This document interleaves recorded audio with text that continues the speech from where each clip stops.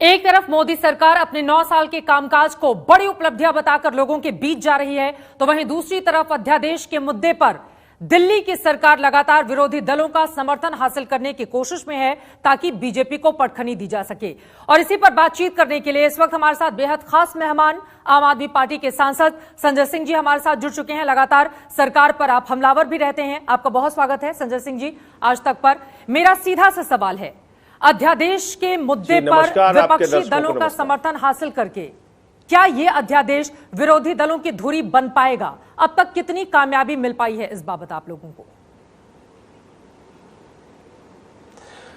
देखिए चित्रा जी, ये अध्यादेश किन परिस्थितियों में आया ये जानना आपके दर्शकों के लिए और इस देश के लिए बहुत महत्वपूर्ण है। एक आदेश पहले भी माननीय सर्वोच्च न्यायालय का हुआ जिसमें यह कहा गया कि दिल्ली की चुनी हुई सरकार एलजी के ऊपर है और दिल्ली की चुनी हुई सरकार दिल्ली की व्यवस्थाओं को 3 विषय को छोड़कर चलाएगी। उसमें सर्विसेज का एक मामला अटका रहा, फिर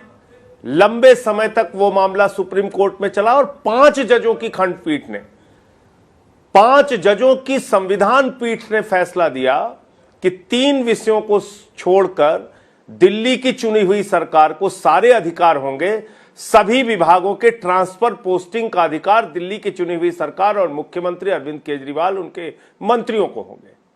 आप सोचिए कि माननीय सर्वोच्च न्यायालय का 5-0 से फैसला आता है, 8 दिन भी नहीं बीतता और अचानक एक अध्यादेश आता है और उस पूरे सुप्रीम कोर्ट के फैसले को पलट दिया जाता है। तो यह हमला भारत के संविधान पर है, यह हमला भारत के लोकतंत्र पर है, यह हमला भारत के संघीय ढांचे पर है, यह हमला राज्य सरकारों के अधिकारों पर है और यह हमला माननीय सर्वोच्च न्यायालय के आदेश को पलटने को है। तो मैं समझता हूं कि एक बड़ी संकट की स्थिति पैदा हो जाएगी देश में कि अगर सर्वोच्च न्यायालय भी नहीं माना जाएगा, संविधान भी नहीं माना जाएगा, लोकतंत्र भी नहीं माना जाएगा तो देश का संघीय ढांचा नहीं बचेगा। और इसलिए